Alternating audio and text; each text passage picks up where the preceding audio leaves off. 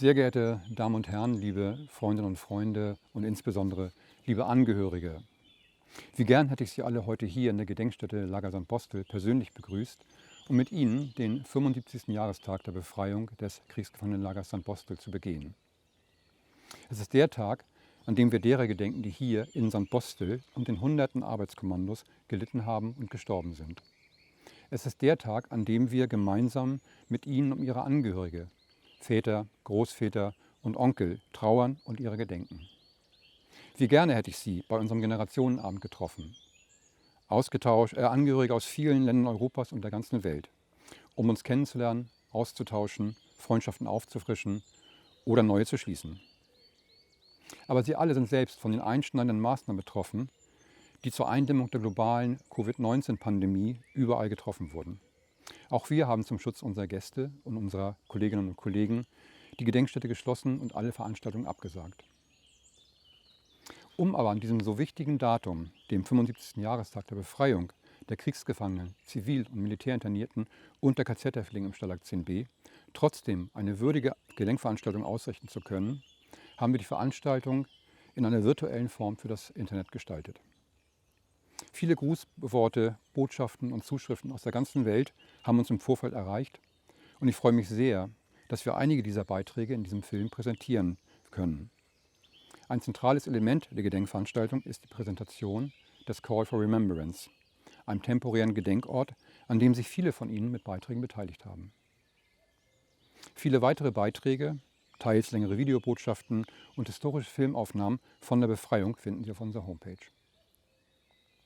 Heute vor 75 Jahren, am 29. April 1945 gegen 16 Uhr, wurde das Kriegsgefangenenlager St. Postel nach letzten heftigen Gefechten von britischen Kampfverbänden befreit. Dafür ist ihm nicht genug zu danken. Der 20-jährige britische Aufklärungssoldat Major Frank Clark war einer der ersten, der das befreite Lager betrat. Frank Clark schreibt: Wir hatten die Schrecken des Krieges gesehen, aber das hatten wir erwartet. Was wir jetzt sahen, waren wandelnde Skelette, lebende Leichen. Es war so unglaublich, so schrecklich, dass es mir alle Gefühle von Sympathie oder Mitleid aus dem Leib riss. Ich war emotional tot. Diese politischen Gefangenen hatten keine Kontrolle mehr über ihre Umstände. Sie waren auf einen Zustand reduziert worden, in dem sie sich nicht mehr an menschliche Standards anpassen konnten. Wir haben mehrere solcher Aussagen von britischen Soldaten und sie drücken für mich oftmals eindrücklicher die katastrophale Situation in St. Postel aus, als es jeder Forschungsbericht könnte. Gerade solche verstörenden Zitate und das Wissen um den anschließenden unermüdlichen Einsatz der zahlreichen britischen Militärärzte, Sanitätssoldaten, Krankenschwestern und Freiwilligen, der tausenden unterversorgten Menschen in St. Postel das Leben gerettet hat, sollten einem immer wieder vor Augen führen, wie wichtig es auch heute ist, existenziell bedrohten Menschen, beispielsweise an den europäischen Grenzen, bedingungslos zu helfen. Wenn wir heute den 75. Jahrestag der Befreiung des Stalag 10b St. Postel begehen, dürfen wir auch nicht vergessen, dass mit der Befreiung St. Postels das Leiden und Sterben noch nicht beendet war.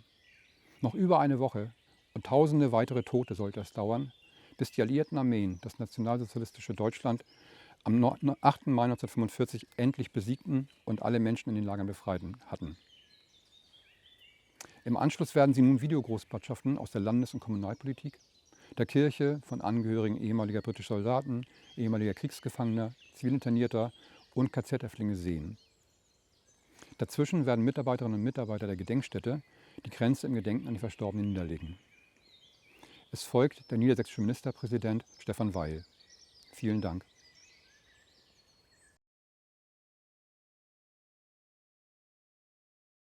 Guten Tag, meine Damen und Herren, und herzliche Grüße aus Hannover zu dieser ganz ungewöhnlichen Gedenkveranstaltung. Unter normalen Bedingungen hätten wir uns heute wohl alle in St. Postel gesehen und gemeinsam der Befreiung des Lagers vor 75 Jahren gedacht. Aber wir haben keine normalen Bedingungen. Der Schatten der Corona-Krise liegt auch über diesem Gedenken. Ich möchte mich sehr herzlich bei all denjenigen bedanken, die wenigstens in dieser virtuellen Form dennoch eine Zusammenkunft möglich gemacht haben. Vor einem Dreivierteljahrhundert haben britische Soldaten das Lager St. Postel befreit. Sie fanden über 9000 Menschen vor, die überlebt hatten. Sie fanden unbeschreibliche Zustände vor. Das kleine Belsen nannten die Befreier das Lager. Und viele tausend Häftlinge hatten dort in den Wochen und Monaten zuvor ihr Leben gelassen. Sie alle waren Teil des, man muss es sagen, größten Verbrechens der Menschheitsgeschichte.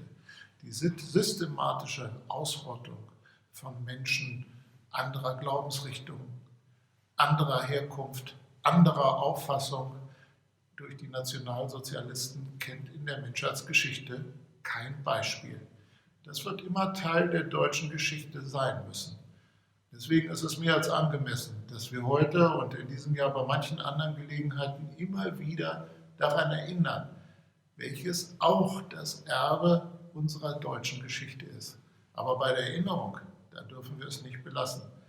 Auch wenn gerade im Moment es schon wieder fast weit weg zu sein scheint. Auch in Deutschland erleben wir ein Wiedererstarken des Antisemitismus, ein Erstarken des Rechtsextremismus, eine Bedrohung durch Rechtsterrorismus.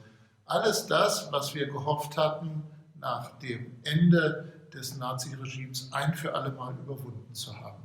Nein, das wird eine dauernde Aufgabe bleiben. Und Gedenkveranstaltungen wie diese dienen auch dazu, uns immer wieder in Erinnerung zu rufen, warum heute und auch in der Zukunft ein Engagement gegen Antisemitismus, gegen Diktatur, gegen Unterdrückung immer wieder notwendig ist, weil wir immer wieder Freiheit und Leben von anderen Menschen verteidigen müssen. In diesem Sinne ist es eben nicht nur ein Gedenken, das heute stattfindet, sondern eine Aufforderung an uns alle, in diesen Tagen und immer daran zu denken, dass wir nie wieder so etwas erleben dürfen wie während der Zeit zwischen 1933 und 1945. Ich möchte mich insbesondere herzlich bedanken bei allen Überlebenden, die in den vergangenen Jahren immer und immer wieder dazu beigetragen haben, dass St. Bostel in Erinnerung geblieben ist. Es wird unsere aller Aufgabe sein, dafür zu sorgen, dass das so bleibt. Herzlichen Dank und alles Gute.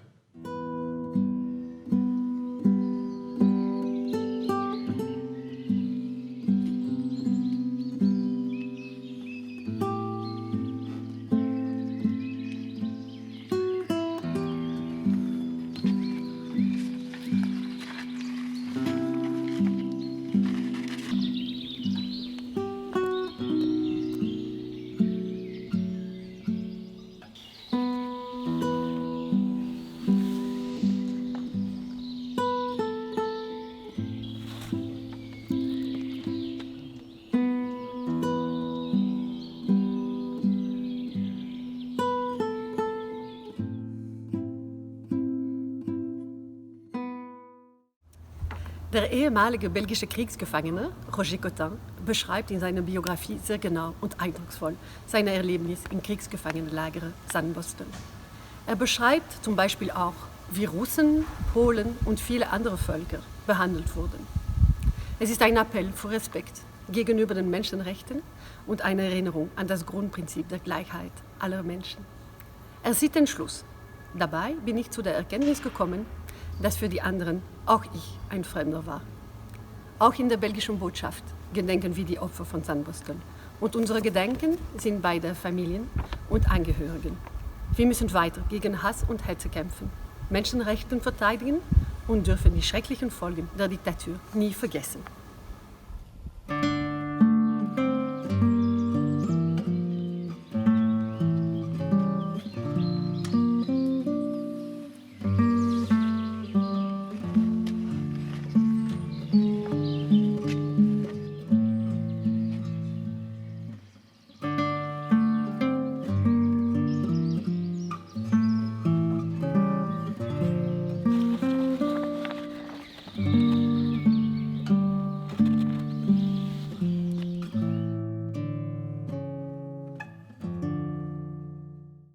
Ich danke der Stiftung Lager Sandbostel, die seit 2005 die jährlichen Gedenkfeiern veranstaltet, dass sie mittels der von ihr initiierten virtuellen Gedenkfeier einen Weg gefunden hat, dieses historische Datum auch 2020 in Erinnerung zu rufen.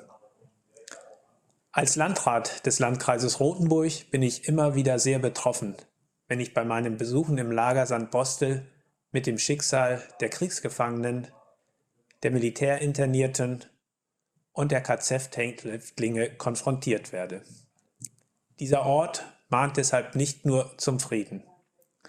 Er mahnt uns auch dafür Sorge zu tragen, dass sich ein politisches Unrechtsregime wie der Nationalsozialismus bei uns nicht wiederholen darf. 12 Jahre Diktatur mit Angst, Schrecken, Mord und Völkermord sind das dunkelste, schmerzlichste Kapitel in unserer langen Geschichte. Viele Deutsche haben sich damals mitschuldig gemacht. Durch aktives Tun, aber auch durch Wegschauen und nicht wahrhaben wollen, sodass unser Land seit dieser Zeit mit einer schweren historischen Hypothek belastet ist.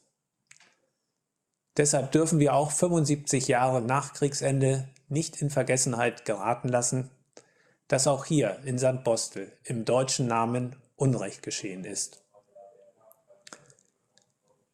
Meine sehr geehrten Damen und Herren, es ist ein großes Glück für uns, heute in einem friedlichen, vereinten Europa in Freundschaft mit allen unseren Nachbarn zu leben. Aber uns allen sollte bewusst sein, dass dies keine Selbstverständlichkeit ist. Deshalb ist unser aller Engagement für Demokratie und Freiheit gefordert. Die in St. Bostel gelebte Erinnerungskultur trägt in unserer Region maßgeblich dazu bei. Gerne nutze ich deshalb diese Gelegenheit, mich bei der Stiftung, dem Gedenkstättenverein, der Evangelischen Kirche, dem Volksbund Deutsche Kriegsgräberfürsorge, der Gemeinde und allen anderen Engagierten für ihre erfolgreiche Arbeit herzlich zu bedanken. Der Landkreis Rothenburg wird sich auch weiterhin mit und in der Stiftung Lager St. Bostel für die Gedenkstätte einsetzen.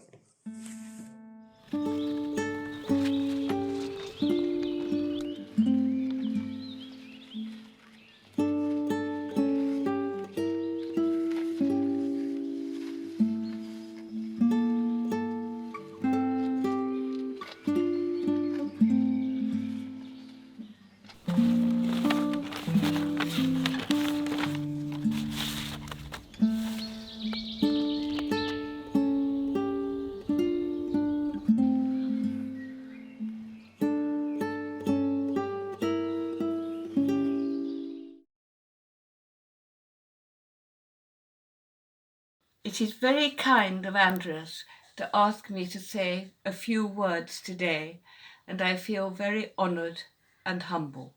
And we did visit St. Bostel 2 years ago. I am Celia Webb Carter, the daughter of Neville Wigram. My father was in the Grenadier Guards who liberated St. Bostel. I'm now going to ask my husband, Evelyn, who was also in the Grenadiers, to read the following account that Daddy wrote. On the 28th of April 1945, the 2nd Armoured Battalion Grenadier Guards was near Zeven awaiting orders to advance to prevent all German troops from crossing the River Elbe and entering Schleswig-Holstein. The Grenadiers were facing very fierce opposition and found all roads to be blocked or cratered, and all bridges blown. We knew that there was a prisoner of war camp at St. Bostel, and we were planning to relieve this. But unexpectedly, 2 French prisoners of war had escaped and told us that since our crossing of the Rhine at the end of March, about 1/3 of the camp had been taken over by the SS for political deportees. There were now 8,000 prisoners of war and 14,000 deportees, mostly French. Since the 5th of April, 2,500 deportees had died, and now that they were inflicted with typhus, 500 were dying each day. Liberation and medical assistance was urgently needed. It was understood that there would be little opposition from the prison staff. On the 28th of April, the Grenadier Group comprising the King's Company, 1st Battalion, and No. 2 Squadron, the 2nd Armoured Battalion, in Sherman tanks, accompanied by a team from the Royal Army Medical Corps, advanced towards San Bostel. The camp was situated on the other side of the River Oste. All the bridges had been blown, and the riverbank on the campsite was steep and wooded. Our infantry met very strong opposition and obviously needed tank support. The Royal Engineers came to build a bridge and also brought collapsible boats. As they were working, the enemy fired mortars on them, so they were not able to complete the bridge before dark.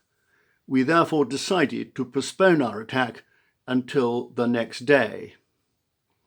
When the bridge was completed, the tanks were able to cross the river. Now 2 more companies joined the King's Company, and supported by No. 2 Squadron, they advanced towards the camp. They killed all the SS, and unfortunately 6 grenadiers were killed and several wounded. The camp was now definitely liberated, and the medical team was able to enter the huts. Much publicity has been given to describe the conditions within the concentration camps at Belsen and Buchenwald, but it was considered that life in San Bostel was just as bad.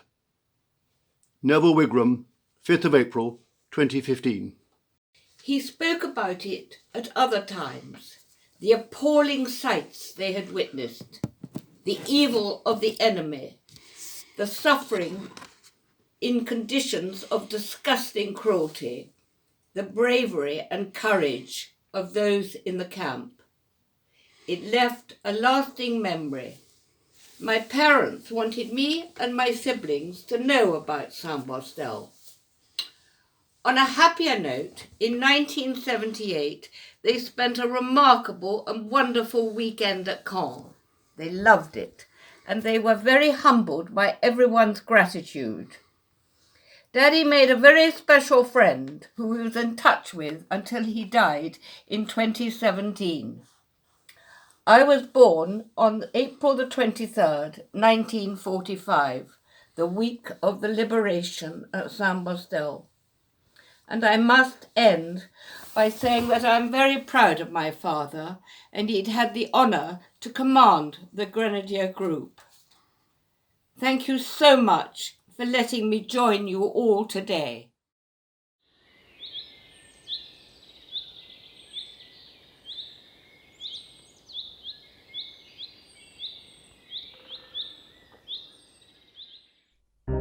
Through the alleys I was chased by ghosts of the buried past. And they were singing a song that I had heard before, and I would forget no more.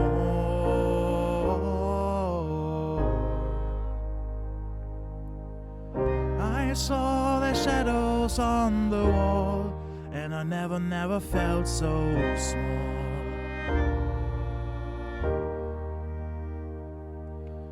And all their voices raised to push me to the ground, and so I turned around.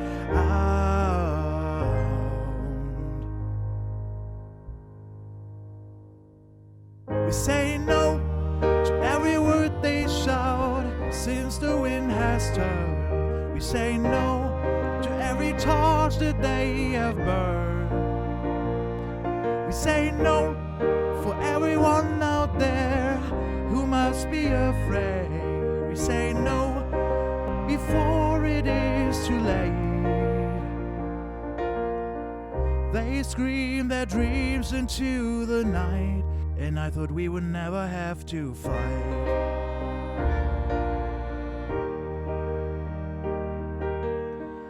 Every color was held against the tainted gray, 'cause we all came to stay. They say one learns, the other one turns away from everything he's supposed to know. No, but have they ever thought that he might just turn around, 'cause he doesn't know where to go?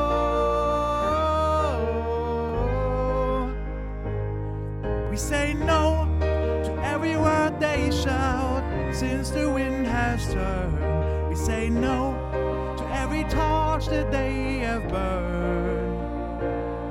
We say no for everyone out there who must be afraid. We say no before it is too late. La la la, la la la la la.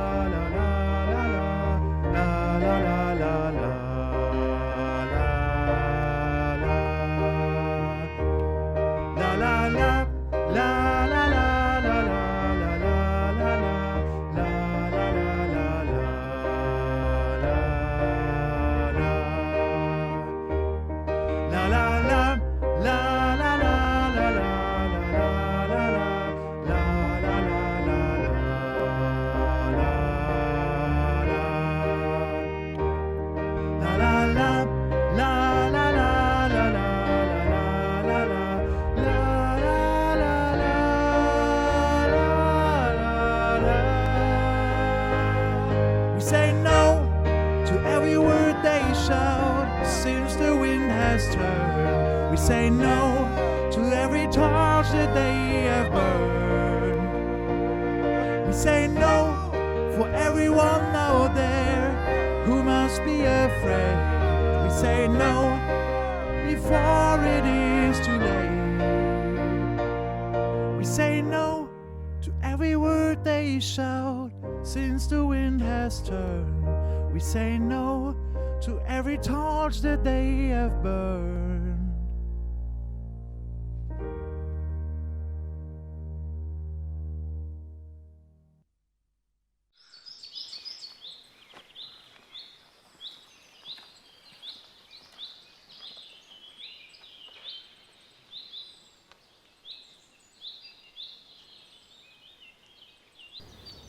Zahlreiche Angehörige ehemaliger Kriegsgefangener und KZ-Häftlinge hatten im Vorfeld angekündigt, in diesem Jahr zur Gedenkveranstaltung am 29. April nach San Bostel zu kommen. Manche von ihnen nehmen seit Jahren teil. Freundschaften sind entstanden. Andere wollten zu diesem besonderen Jahrestag, dem 75. zum ersten Mal mit dabei sein.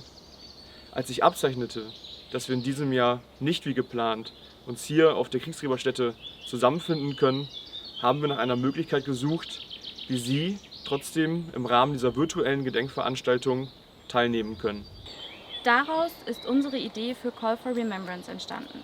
Call for Remembrance ist ein temporäres Denkmal, an dem sich alle beteiligen können. Es ist ein Denkmal, das uns gemeinsam an die Geschichte dieses Ortes erinnern lässt. Nach unserem Aufruf für Call for Remembrance Briefe, Fotos, Dokumente oder Objekte mit uns zu teilen, haben wir Nachrichten aus 18 verschiedenen Ländern erhalten. Von Einzelpersonen und Familien, aber auch von Verbänden sowie diplomatischen Vertretungen aus Frankreich, Italien, Polen, den USA und Rumänien. Die Länder Russland, Belgien und die Niederlande gedenken mit Blumenkränzen. Auch aus dem Vereinigten Königreich, Australien und Ungarn, aus Serbien, der Schweiz und Algerien, Argentinien, Neuseeland und sogar von den Kanalinseln haben wir Botschaften bekommen. Der größte Teil kommt von Angehörigen bis in die Urenkelgeneration, die der Befreiung des Stalag 10b gedenken wollen. Eindrucksvolle Nachrichten haben uns auch aus Deutschland erreicht, hier aus der Region, unter anderem von Schülerinnen und Schülern, die die Gedenkstätte Lager St. Bostel mit ihren Klassen besucht haben. Wir haben uns sehr über die vielen Beiträge aus der ganzen Welt gefreut und möchten uns an dieser Stelle herzlich bei allen bedanken, die sich Zeit genommen haben, um sich an Call for Remembrance zu beteiligen. Mit allen eingereichten Beiträgen haben wir hier diese Telefonzelle gestaltet. Gestaltet, um ein gemeinsames Gedenken zu ermöglichen, aber auch um einen symbolischen Call for Remembrance auszudrücken, einen Aufruf zur Erinnerung an diesem Ort der Verbindung schafft. So können wir trotz dieser besonderen Umstände auch zum 75. Jahrestag der Befreiung doch noch zusammenkommen und gemeinsam an die Kriegsgefangenen, KZ-Häftlinge, die Militärinternierten und die Zivilinternierten erinnern, die hier im Stalag 10b St. Bostel gelitten haben und gestorben sind. Ihnen ist dieses Denkmal gewidmet.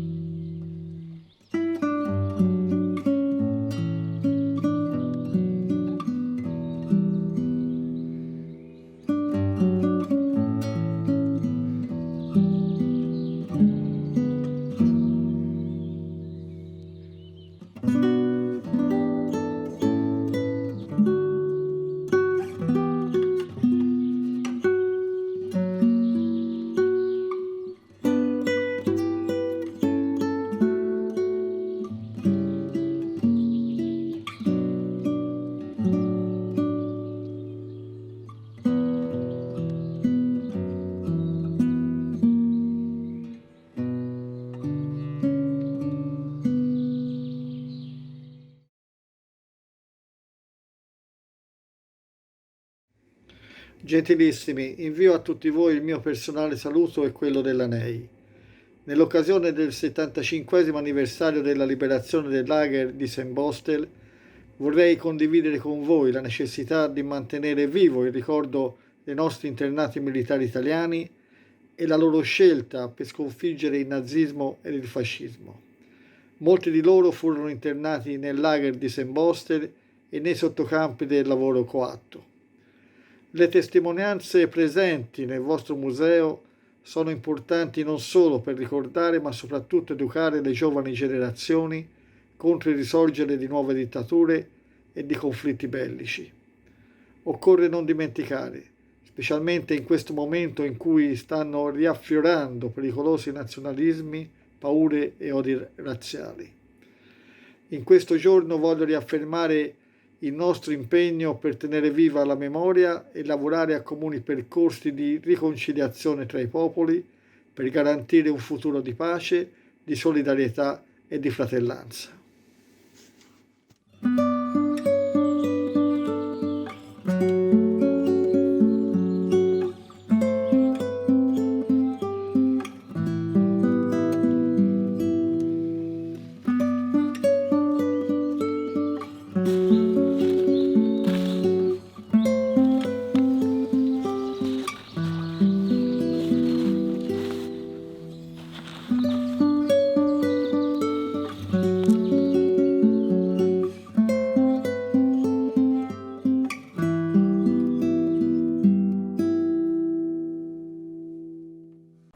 Zu gerne wäre ich am 29. April ins Kriegsgefangenenlager Sint-Bostel zu der Veranstaltung des Gedenkens gekommen.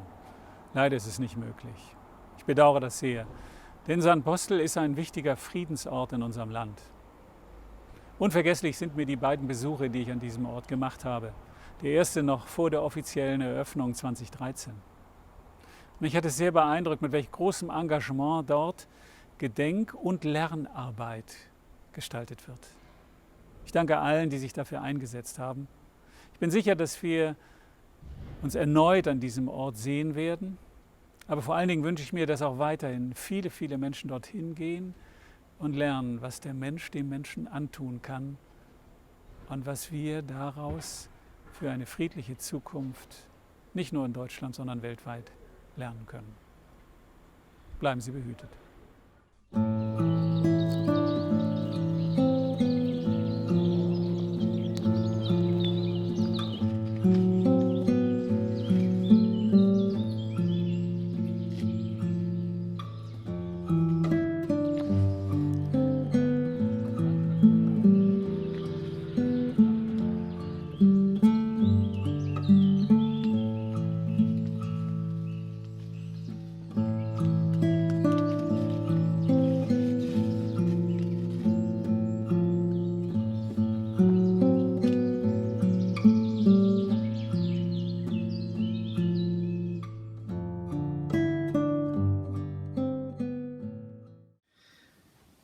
2020 marks a very different year for Sandbostel Memorial. We can no longer come together in person. There's no hugs, no handshakes. But it is good to be able to share through this wonderful medium of technology. My husband and I have been twice now to Sandbostel Memorials in 2015 and 2017, and it's become a very special place for us. Not just the physical place, but the place where people meet. Wonderful people, those who work here, those who work with visitors, those who work with the young people, educating them, those who come to remember. Why do we come? Well, we come because of my father, Major Harry Tuck. He arrived at Sandbostel on April the 29th, 1945, as a doctor with the Royal Army Medical Corps. They came, they thought, to liberate and relieve yet another prisoner of war camp. What they discovered here was beyond anything they could ever have imagined. My father was assigned to care for the inner camp, the 9,000 political prisoners who were in a really horrendous condition. They had no food, no water, no beds, no clothes. Nothing but endless wrecks of humanity lying on bare boards, suffering, dying and dead. As a leader of a light field ambulance unit, my father had very little in the way of appropriate supplies, but he tried his best with his colleagues. In the last year of my father's life, he spoke of the terrible choices he had to make, for whom he could offer even a little treatment, but also to decide who was beyond any hope of surviving. The images of suffering and of squalidness haunted him for the rest of his life. As a doctor, he'd always believed he could help in any situation. As a medic at Sandbostel, he felt totally inadequate. In spite of all of this, he did survive. While he was here, one of the prisoners, a Ukrainian, drew a picture of my father, and this is it. This is my father, bowed down by sorrow and helplessness. After 3 weeks at Sandbostel, my father developed typhus, caught from the lice of one of the prisoners. He'd heard the prisoners, who were Greek, conversing. My father had studied classical Greek at school and realised that they were from Greece, and he greeted them. They in return hugged him, and it's thought that this is where he caught the lice that gave him the typhus. He was moved away, and physically he did heal, but of course he never forgot. I so wish that he could have come to Sandbostel at any time to be with us today, but also because it's a place where he could come and know that it has not been forgotten, that the suffering here will never be forgotten. He could come and know that there is work going on to heal, to soothe, and hopefully to educate so that this can never happen again. It seems particularly relevant in this year of the 75th commemoration of the liberation, particularly thinking of all those who came to help. It seems particularly relevant because of the coronavirus that is all around us and has stopped us gathering together physically. So many are giving up and risking so much to help others in this ghastly state we live in these days. Medics, nurses, priests, so many in fact are dying because they have risked all they have to serve the needs of others. And I believe that is the call for each of us, if we are truly to remember Sandbostel and make a difference in our lives.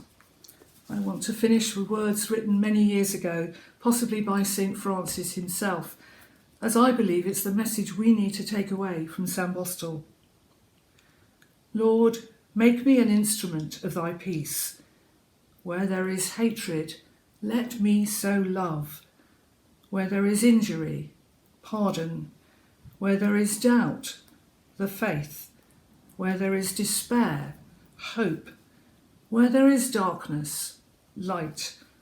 And where there is sadness, joy. O Divine Master, grant that I may not so much seek to be consoled as to console, to be understood as to understand, to be loved as to love. For it is in giving that we receive, it is in pardoning that we are pardoned, and it is in dying that we are born to eternal life. Amen.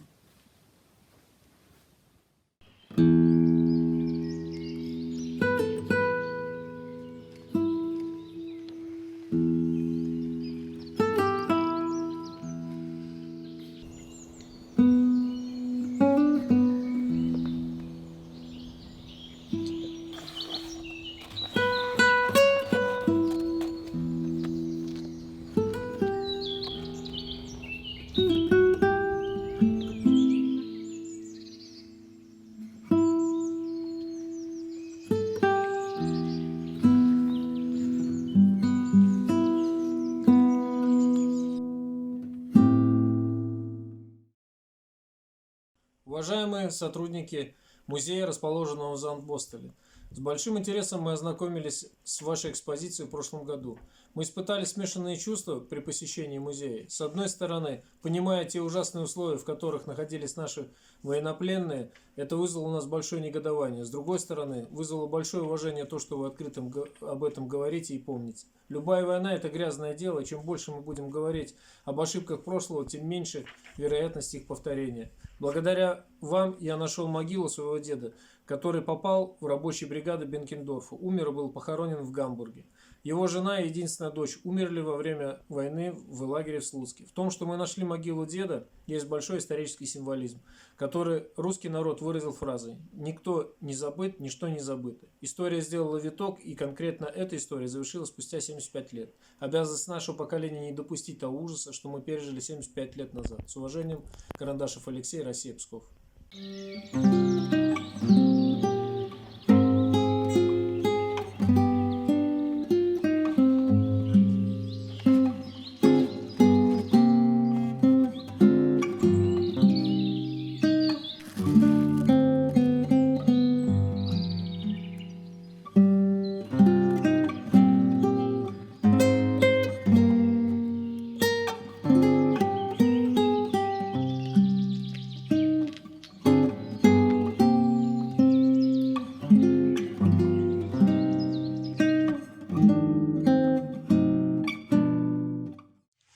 Hello, my name is Frances Evans, and I live in Córdoba, Argentina, and I have been asked to say a few words.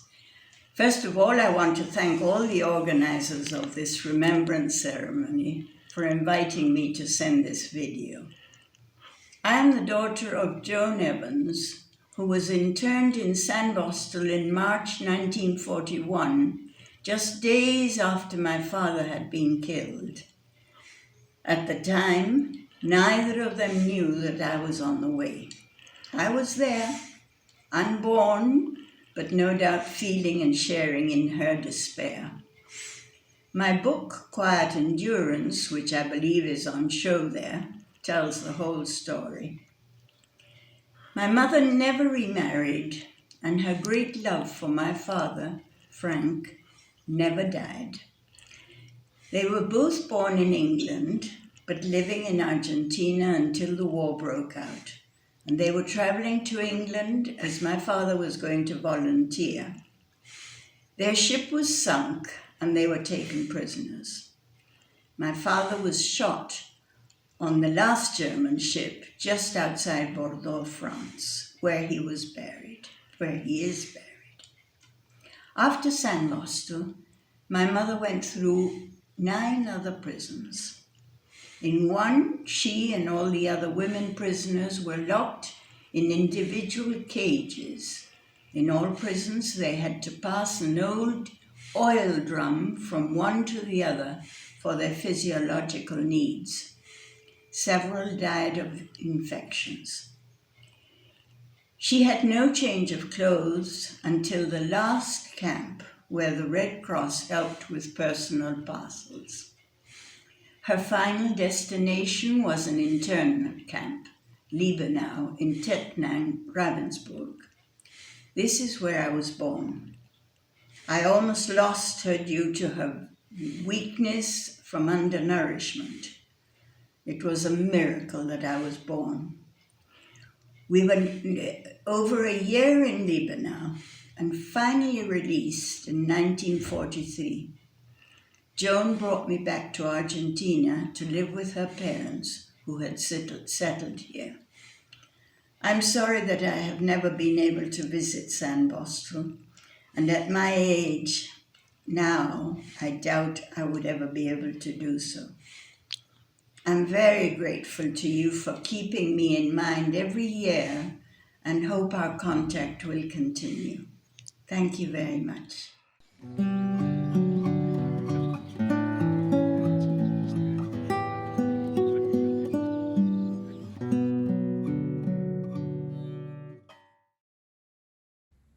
Hello and greetings from New Orleans in the USA. My name is Jan Dauma and I'm son of Philips Dauma, prisoner H56325 in World War II. In September 1944, my father and others got arrested in the Netherlands and sent to concentration camp Neuengamme. For 7 months, he had to endure some of the darkest moments in history. He miraculously survived various camps, and with only a few more days to live, he got liberated in St. Bostel on April 29, 1945. Only 50 years after the war, he could write down his story in 20 pages for his children and grandchildren. Before that, it had been too difficult and too emotional for him to talk about it. Key messages in his story were, and I hope we can all echo these. Firstly, let's remember and never forget all who lost their lives in the concentration camps in World War II. Secondly, an everlasting gratitude to the Allied soldiers who sacrificed or risked their lives to liberate us in Europe during World War II. And thirdly, the amazing hope and faith in our God Almighty that gave many strength in even the darkest hours. Whenever possible, I'll continue sharing these messages and gratitude, whether with my children or anyone here in the USA or anywhere else. The current 75 years anniversary of the liberation reminds us to never give up on this. Finally, I would like to thank the memorial site of St. Bostel for your continuous efforts keeping the history alive. Thanks. Also, thanks for organizing this year's commemorative event so that we'll never forget. Of course, we would have loved to be all together in person, but impossible as it was this year. Your virtual alternative is a good alternative, bringing us together to remember what happened here on that very special date, April 29, 1945. Thank you, and may God bless you all.